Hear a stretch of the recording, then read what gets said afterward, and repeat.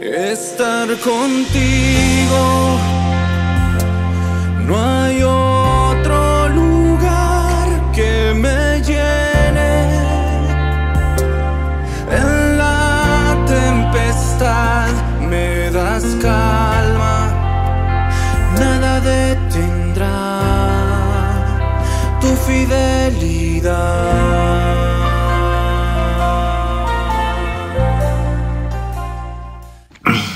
Muy buenos días, amados hermanos y hermanas en Cristo Jesús. Los saludo cordialmente para compartirles el devocional del miércoles 13 de marzo. Vamos a orar para pedirle la guía a nuestro Señor. Padre bendito, gracias por tu palabra, por el privilegio y la responsabilidad de compartirla. Te pido el auxilio de tu Espíritu Santo para que esta palabra nos ministre, Señor, y sea revelada tu voluntad por medio de ella. Venimos en el nombre de Jesús. Amén. Amén, hermanos y hermanas. Bueno, me toca compartir el Salmo 51. Y este salmo es muy importante para mí, porque en este salmo, con este salmo tuve el privilegio de compartir a un grupo de hermanos nuestros que estaban en la cárcel, específicamente en el penal Castro Castro. Y cuando ellos oyeron esta palabra, vi el poder de Dios a través de sus vidas. Vi que el Señor tocó su corazón y vi corazones contritos y humillados, reconociendo el poder de Dios. Espero que puedas disponer tu corazón y abrir tu entendimiento para oír esta palabra. Bueno, el contexto primero, el título de este salmo, según la Nueva Traducción Viviente, es Salmo de David, cuando el profeta Natán fue a verlo después de que cometió adulterio con Betsabé. El contexto se encuentra en el segundo libro de Samuel, capítulo 12. Y voy a resumirlo porque es largo, ¿ok? El profeta Natán va delante del rey David y le cuenta una historia acerca de una persona que tenía muchas ovejas y de otra persona que tenía una sola ovejita. Pero esta persona que tenía muchas ovejas, ¿qué hizo? Tomó la oveja, la única oveja de la otra persona pobre. Y no solo eso, sino que la mató. Y le pregunta a David, ¿qué debemos de hacer con ese hombre? Y David se enoja, se enfurece y dice que a ese hombre que ha hecho tal maldad, ¿qué deben de hacer? Castigarlo. Amén. Y voy a leer a partir del verso 7, con la respuesta y confrontación del profeta Natán. Verso 7 dice: Entonces Natán le dijo a David, tú eres ese hombre. El Señor Dios de Israel dice, yo te ungí como rey y te libré del poder de Saúl. Te di la casa de tu amo, sus esposas, y los reinos de Israel y Judá. Y si eso no hubiera sido suficiente, te habría dado mucho más, mucho más. ¿Por qué entonces despreciaste la palabra del Señor e hiciste este acto tan horrible? Pues mataste a Urías el hitita con la espada de los amonitas y le robaste a su esposa. Y de ahora en adelante tu familia vivirá por la espada que me has despreciado al tomar la esposa de Urías para que sea tu mujer. Esto dice el Señor, por lo que has hecho, haré que tu propia familia se rebele en tu contra. Ante tus propios ojos daré tus mujeres a otro hombre y él se acostará con ellas a la vista de todos. Tú lo hiciste en secreto, pero yo haré que esto suceda abiertamente a la vista de todo Israel. ¡Wow! Amén. David, que había cometido este pecado en secreto, ¿no? Dice la palabra que a él le correspondía ir a la guerra, pero se quedó en su palacio. Luego de quedarse en su palacio, vio una mujer desnuda, la esposa de Urías elitita. La codició y se la llevó a su palacio y se acostó con ella. Como consecuencia quedó embarazada. Quiso ocultar su pecado y mandó a traer a Urías para que se acostara con su mujer y diga que ese hijo es de Urías. Pero Urías se negó a acostarse con su mujer, porque él decía: ¿cómo puedo yo acostarme con mi mujer si mis compañeros están muriendo en el campo de batalla? Así que David, para seguir tapando su pecado, ¿qué hizo? Lo mandó al frente de batalla y como consecuencia lo mataron. El hecho de querer tapar su pecado, David, ¿qué le hizo cometer? Adulterio. Y no solamente se quedó en adulterio, sino se amplió ese pecado, se magnificó y se convirtió en asesinato. Y según él, había ocultado su pecado. Pero déjame decirte, amado hermano, que podemos ocultar un pecado delante de la gente, podemos ocultar un pecado delante de un reino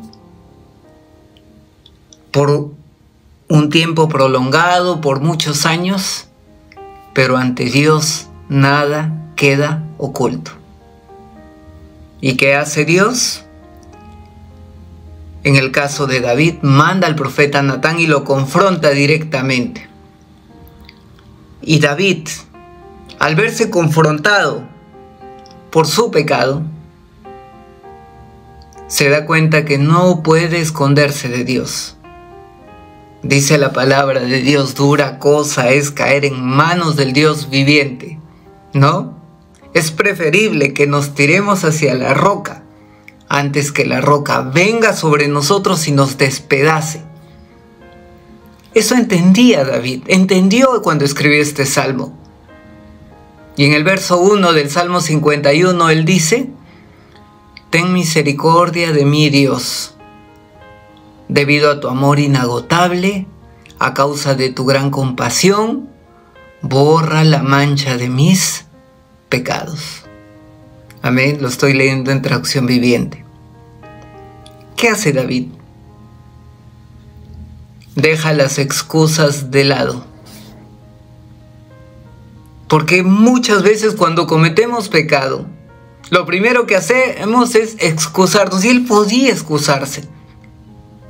Podía decir: Urías tiene la culpa porque dejó a su mujer sola. Betsabé tiene la culpa por bañarse así y exponerse públicamente para que lo vean.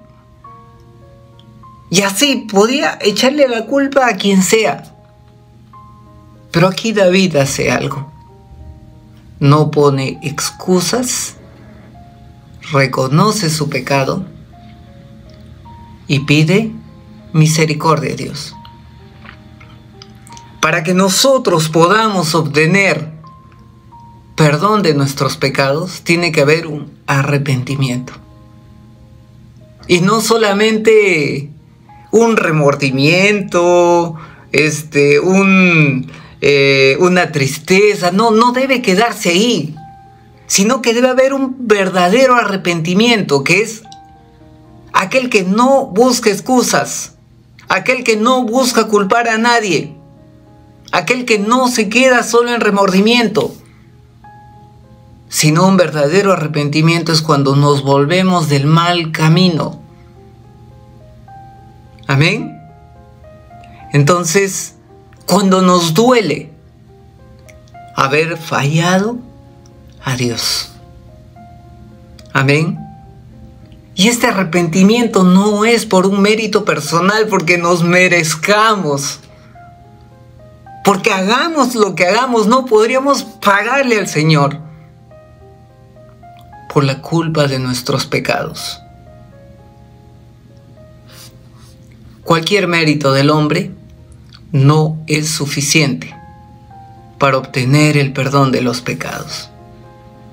Pero sí hay algo que puede compensar, amén, que puede lograr que nosotros alcancemos ese perdón, y se llama Cristo. Por medio de su muerte en la cruz nosotros fuimos perdonados y fue anulado todo acta, todo decreto, y fue exhibido públicamente en la cruz del Calvario. Amén. Entonces, amados hermanos, no debemos guardar un pecado, sino que debemos de confesarlo delante de Dios y arrepentirnos. Amén. Entonces, ahí vemos, ¿no?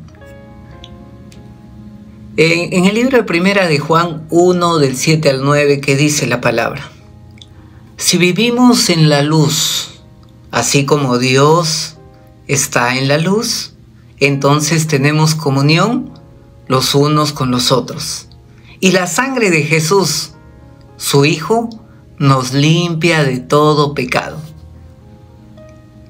Pero si afirmamos que no tenemos pecado, lo único que hacemos es engañarnos a nosotros mismos y no vivimos en verdad. Pero si confesamos nuestros pecados a Dios, Él es fiel y justo para perdonar nuestros pecados y limpiarnos de toda maldad. Amén. Confesemos. No guardes un pecado. No pienses que nadie te ve, porque el pecado tiene consecuencias. Sigamos leyendo el Salmo 51, verso 2. ¿Qué le dice David a Natán? Le dice a Dios, ¿no? Cuando Natán lo confronta: lávame de la culpa hasta que quede limpio y purifícame de mis pecados. ¿Cómo es un pecado? Es una mancha que queda en nuestras vestiduras blanquitas. Amén. Que hace separación entre Dios y el hombre. Amén. Por eso David le decía, ¿no? Borra mis rebeliones, lava mi maldad, limpia mi pecado. Amén. Reconociendo en primer lugar que él era pecador, que él era culpable. Amén. Y además de eso le dice: borra mis pecados. Amén. Límpiame de mi pecado. Verso 3. Pues reconozco mis rebeliones y de día y de noche me persiguen. Amén. Delante de Dios no podemos ocultarnos. Nada de lo que hagamos se encuentra oculto delante de Dios, porque tarde o temprano ese pecado va a salir a la luz. Amén. Entonces, mientras mantenemos ese pecado en nosotros, ¿qué va a producir? Angustia, dolor, desesperación. No, es algo que tenemos que liberarnos, que quitarnos ese peso del pecado por medio de nuestro Señor Jesús. Amén. Entonces, Dios nos ha provisto, ¿no? Esa fuente de perdón que es Jesucristo. Entonces, debemos de reconocer que hemos fallado a Dios. Verso 4. Sigue David diciendo: contra ti y solo contra ti he pecado. He hecho lo que es malo. Ante tus ojos quedará demostrado que tienes razón en lo que dices. y que tu juicio contra mí es justo, ¿no? Entonces, cuando nosotros cometemos pecado, no solamente nos afecta a nosotros, no solamente va a traer consecuencias sobre nosotros, sino va a traer consecuencias sobre otras personas, inclusive sobre las que más amamos, como nuestra familia. Porque cuando cometemos pecado contra nuestro prójimo y también contra Dios. Amén. ¿Y qué produce este pecado? Produce que el Espíritu de Dios se contriste. Verso 5. Pues soy pecador de nacimiento, así desde el momento en que me concibió mi madre, ¿no? Luego del pecado original, hubo una naturaleza caída en el hombre, una tendencia a hacer lo malo. Entonces David aquí no está culpando a nadie, reconoce que él ha pecado y reconoce que así fue concebido, pero también reconoce que Dios es un Dios misericordioso, grande en misericordia, lento para la ira. Y en el verso 7 le dice: purifícame de mis pecados y quedaré limpio. Lávame y quedaré más blanco que la nieve. Y acá hay algo en el verso 8 que me impacta. Dice, ¿no? Devuélveme la alegría. Deja que me goce ahora que me has quebrantado. Amén. David era reconocido como un ministro de alabanza, como alguien que cuando cantaba llegaba a la presencia de Dios, ¿no? Lo conocían como el dulce cantor de Israel. Pero cuando él peca, esa canción que él tiene se ve detenida. Se ve un hombre que cambia su semblante. Se ve un hombre que ya no tiene ganas de alabar a Dios, ya no tiene ganas de adorar a Dios, ya no tiene motivos para levantar su alabanza. El gozo que él tenía empieza a desaparecer y a volverse en tristeza y a volverse en sequedades de verano. Se vuelve un hombre amargado, angustiado. Eso es lo que hace el pecado en nuestras vidas. Nos quita la alegría. Amén. Y David le dice en el verso 9, no sigas mirando mis pecados. Quita la mancha de mi culpa. Crea en mí un corazón, oh Dios, un corazón limpio. Renueva un espíritu dentro de mí. David le está suplicando a Dios: Señor, restáurame. Ya no puedo seguir viviendo así. Ya no puedo seguir viviendo ocultando mi pecado. Necesito desesperadamente que tú me perdones. Amén. Entonces, en el verso 11 dice, no me expulses de tu presencia y no me quites tu Santo Espíritu. David había visto de primera mano cómo el rey Saúl, su rey antecesor, perdió la gracia de Dios. Y cómo Dios se apartó de él. Cómo la presencia de Dios se apartó de él. Y vio que Saúl era un hombre atormentado también. Un hombre que no podía estar tranquilo. Podía tener muchas riquezas, podía tener el poder, podía tener todo lo material, pero sin Dios nuestra vida no tiene sentido. Y el pecado hace eso, hace que el Espíritu Santo se contriste dentro de nosotros. Amado hermano, no hagas que la presencia de Dios se aparte de tu vida. La presencia de Dios se aparta cuando estamos en pecado. Verso 12. David suplicando, diciendo: restaura en mí la alegría de tu salvación y haz que esté dispuesto a obedecerte. Amén. Y en el verso 13 dice: entonces, ahí ese entonces es la palabra clave de todo este salmo, que dice: entonces enseñaré a los rebeldes tus caminos y ellos volverán a ti. Perdóname por derramar sangre, oh Dios, que salva. Entonces, con alegría cantaré de tu perdón. Miren las dos cosas que le dice David, ¿eh? Si tú me perdonas, volveré a ser un evangelista. Volveré a declarar tu palabra. Si tú me perdonas,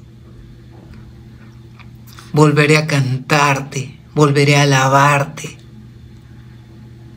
Con pecado no se puede evangelizar. Y tú te das cuenta, hermano, que estás en pecado porque ya no estás evangelizando. Ya no estás hablando de Dios. Tus conversaciones ya no son de las maravillas que hace Dios, sino son cosas huecas. Tú te das cuenta que estás en pecado porque ya no le estás alabando a Dios. Ya te cuesta cantar. Te cuesta tener alegría en tu corazón y esas son señales de que estás en pecado. Cuando tú restauras tu relación con Dios, puedes hablar de Dios libremente, contar los testimonios de Dios, evangelizar, cantar alabanzas a Dios, estar alegre, ser feliz en la casa de Dios. Se nota en tu rostro. Cuando Caín pecó, su semblante decayó. Amén. Si la palabra de Dios te confronta hoy a que estás viviendo en pecado, pecados externos o pecados ocultos, pues arrepiéntete, deja tu mal camino, deja tu doble vida, deja ese pecado que te separa de Dios, arrepiéntete y vuélvete a Dios. Voy a terminar con un verso. Verso 17. El sacrificio que tú deseas es un espíritu quebrantado, y tú no rechazarás un corazón arrepentido y quebrantado, oh Dios. Si vienes con un corazón quebrantado delante de Dios, Dios no lo va a rechazar, porque Dios mira de lejos al altivo, al soberbio, pero llena de gracia al humilde, al de corazón quebrantado. Amado hermano, amada hermana, restaura tu relación con Dios. No puedes ocultar tu pecado. Ese pecado te va a traer consecuencias. ¿Cuáles son los pecados? Adulterio, fornicación, lascivia, hechicería, idolatría, borracheras, etcétera, etcétera, etcétera. Si has identificado un pecado que está haciendo que tu vida sea amarga, lejos de Dios, arrepiéntete y ven a la cruz de Cristo. Tienes un abogado que intercede por ti. Tienes a un Jesucristo que pagó en la cruz del Calvario, y por medio de Él somos perdonados de toda condenación. Vamos a orar. Padre bendito, gracias por tu palabra. Gracias por tu Hijo Jesucristo, que por medio de Él tenemos perdón de pecados. Perdónanos de cada pecado que he impedido que te alabemos, que he impedido que testifiquemos de tu palabra, Señor. Renueva en nuestro corazón y danos un corazón limpio, Padre. Nos arrepentimos en este tiempo de todo pecado. En el nombre de Jesús. Amén. Estar contigo no hay